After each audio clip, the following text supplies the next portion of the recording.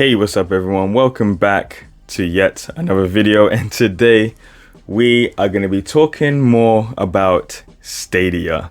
Now, if you haven't already saw my unboxing video for the Stadia Premier Edition, then definitely check that out. You're going to love it, especially if you love Stadia. It's a very, very nice video, and I just get to show my excitement about unboxing my first ever Stadia controller and the Chromecast Ultra. So yeah, really nice controller. But let's talk about my experience with Stadia. And if you've been following me on my Twitter, then you probably already know what you're expecting from this video. I love Stadia. I mean, I don't know what else to say to us. I didn't expect to actually like it this much. I know I did say in my previous video that I did try it out last year on my laptop, and it was a decent experience, especially because, you know, I was running it from my Wi-Fi, so you know, I had dips here and there. I wasn't getting the best resolution, but it worked. That's the most important part, that it worked. But now that I've actually got the Chromecast Ultra connected up to my TV with the Ethernet cable and everything, runs 4K HDR, looks really good. Obviously, you know, in some parts you're gonna see that it is a stream, especially in like dark areas. Like, you'll definitely notice when you're playing Doom, you will see that it is, you can see that it's a stream, but it's very minimal. Like, you're gonna have to really be looking at the game to actually notice that. And I'm someone that I love visuals, so I'm always gonna be looking for certain things. But for an average consumer, you play this, you're going to be super pleased. But I mean, I already just said that, you know, I love Stadia, but what do I love about it? So first things first, let's just talk about the physical stuff, right? So the Chromecast Ultra was fairly easy to actually set up, because it doesn't have any menus or remote or anything. It was weird because you plug something in, it turns on instantly and it's always on, and there's no way of controlling it unless if you have a smartphone. So it was a weird experience, but it was actually fairly easy to set up, so that wasn't an issue. And like, once you set up your Google account, which you should already have, and you know, you just make sure everything's up to date, it does ask you about Stadia, like, would you like to connect the Stadia controller and, you know, set up your Stadia account and so forth. So that came straight after. It was kind of expected, so which was actually quite nice, to be honest. It wasn't just like, you know, a random application that you had to run through Chromecast from your mobile phone or from your laptop. It actually has Stadia on the Google Chromecast itself, so that's actually quite nice. Second of all, the remote. Now, when I first saw this remote in the promo pictures and stuff, I thought it was actually fairly basic, which it technically is. I mean, it technically has more buttons than like your standard PlayStation and, you know, Xbox controllers, just because of that extra Google Assistant button. But yeah, it's a fairly basic controller, which actually feels really comfortable. It just melts in your hand, just like both of the controllers, PS5 and Xbox controllers. They just melt inside your hand, and it feels great. Everything is quite clicky, as you can hear, but it's like a soft click, so it doesn't feel light like the Xbox controllers. I personally think that the Xbox controllers feel cheap. Sorry if I've hurt anyone, but I just think it feels cheap, honestly. It feels great, like the shape of the Xbox controller feels great, but I don't know, the quality feels cheap. Whereas with this one, it has more weight to it. And the buttons, like I said, it's like a soft clicky sound, so I don't know, it feels nice. And then the analog sticks is fairly basic, more close to the PlayStation analog sticks, which is actually quite nice. It's a warm welcome to any PlayStation owner, to be honest. And then you have the Google Stadia button here, which you can instantly just press it, wait a couple of seconds, boom, your TV turns on, boom, Stadia loads up, and you're good to go to play games, which is actually quite nice as well. You don't have to worry about pressing any power buttons or anything like that. You just press the Stadia button, your TV turns on, and voila, you got everything going. I haven't actually had the chance to to use the Google Assistant button, but we all know what that actually does. Press it, you can ask Google anything you want. I'm pretty more sure, well, to be honest, I'm not too sure how it runs your voice or recognizes your voice, sorry. I do need to test that out, but yes, it's Google Assistant, nothing more. You then also have the screenshot button, which I've been using quite a lot, to be honest. I've been posting my pictures and videos on Twitter, so if you haven't followed me on Twitter, it's ThatGuyJakey. You can't miss me. And then, yeah, every other button is fairly the same like any other console, which is actually quite nice.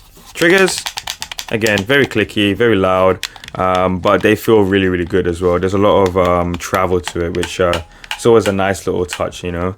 But yes, Google Stadia controller, very, very nice. Really, really like it. It's very comfortable to use. Nice. So my experience with Google Stadia has been really, really good. Again, now that I've connected up to the Ethernet cable, it runs really, really well. The delay in the controller, there's barely anything. Like literally as soon as you start playing, no matter what resolution you're playing at, it's very, very responsive. Like I was playing Doom, and I was just moving the camera around, and it's very, very responsive. Like it doesn't even feel like I'm streaming sometimes, which is actually really good, to be honest. I'm very pleased with that. Again, the video quality, it's all down to your internet connection. Luckily enough, I'm able to run it at 4K HDR, which is actually quite nice. And yeah, man, I'm really, really in loving it. And then when you boot up Stadia on the TV itself, it's a fairly basic menu, which it's nice. I feel like there should be some extra stuff as well. Like I know a lot of people have been talking about being able to live stream directly from the Google Chromecast. I feel like that should be a thing, but you know, I'm pretty much sure Google's working on that. So yeah, fairly basic menu. You can get access to all your games instantly on the menu. So again, you're pretty much good to go. But I'm really, really liking Stadia. I just like the ease of access of how you can just get to your games library and boot up a game without having to download anything. I mean, bear in mind, I don't mind downloading the games because, you know, I've got all the consoles. I'm used to it. I don't mind it, but it's just that satisfactory for when you actually start to use Google Stadia and you do buy a game and you just boot it up instantly. It's very nice. And I feel like people should give this console a chance. You probably might not call it a console, but technically it is. I did hear something on Twitter where it's actually like a console in the air in a way, so you have to actually have things optimized for it.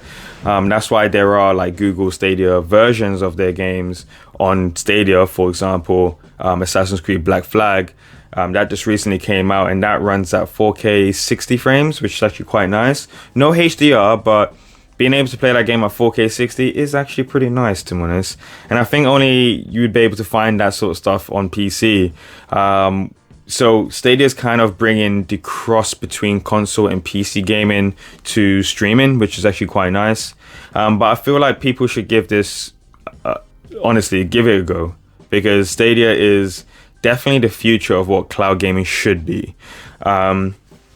I've had my time with Xbox Game Pass with xCloud, and my experience with that has been decent. I wouldn't say it's anything, you know, to talk about, but it is very, very decent. You're able to play games depending on where you are, I suppose, and what internet connection you're using, but there's too much lag, there's too much hiccups with xCloud, and I don't know. I expect more from Microsoft, especially because it's a bigger company that actually specializes in video games. So, I mean, that just says something. Whereas with Google, they don't really specialize with video games. They just all of a sudden just came out with Stadia, and then now we're gaming on Google products, which is actually quite nice. But yeah, I feel like people should give Stadia a go and see how you like it, because I think in this day and age, there's too much war between PlayStation, Xbox. Nintendo Switch is kind of just on the side eating popcorn and enjoying the ride, right? But yeah, there's too much conflict between Sony and Microsoft, and then you also have Microsoft with Google, and now we have Google and Amazon. It's like it's too much. It's too much. And I'm a variety gamer. When you do have the funds or the financial position to afford these consoles, your mind kind of expands a bit more with what is possible. And I feel like that's the issue with the gaming industry today, is that things are getting a bit too expensive, which is, not allowing people to afford the things that they want. Now, me personally, I don't really have too much of an issue with Sony, increasing their prices to 70 quid per game, because I understand there's a lot of work that goes into it. They need to make the funds, inflation every year that's increasing. It all makes sense once you bring everything all together. But as a consumer that doesn't know anything about that, it's not a good thing. They just see that Sony wants money, and it's not the case.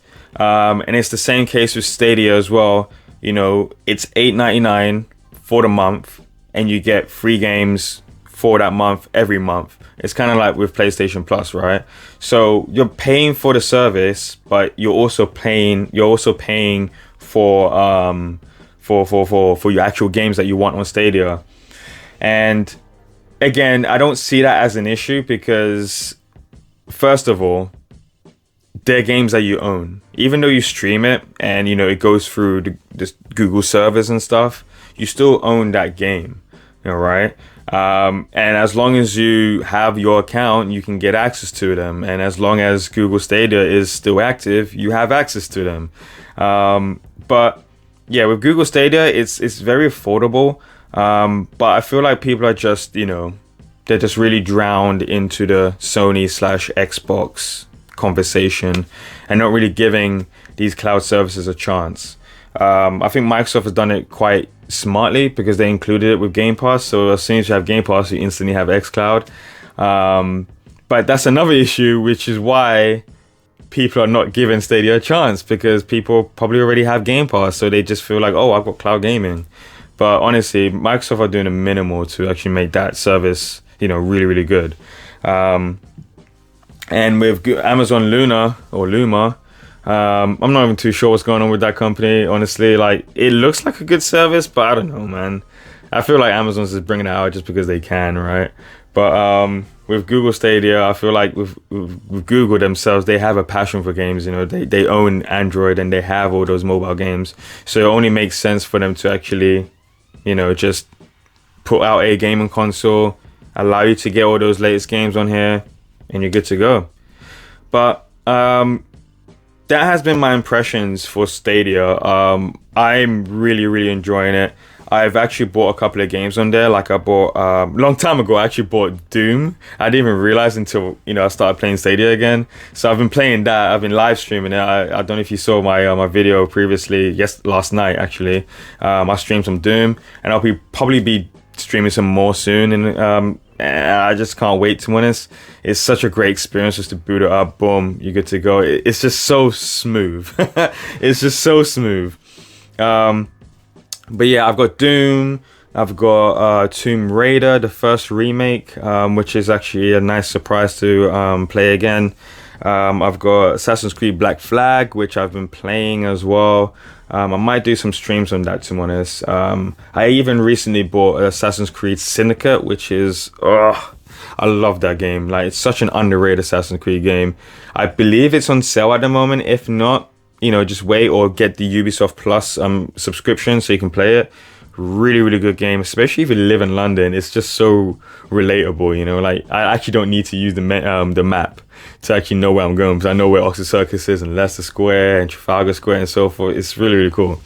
But guys, this has been my impressions for this Google Stadia cloud service gaming, and I can't recommend it anymore. Like, honestly, Google, you're doing some good bits. Keep it up. It's really good.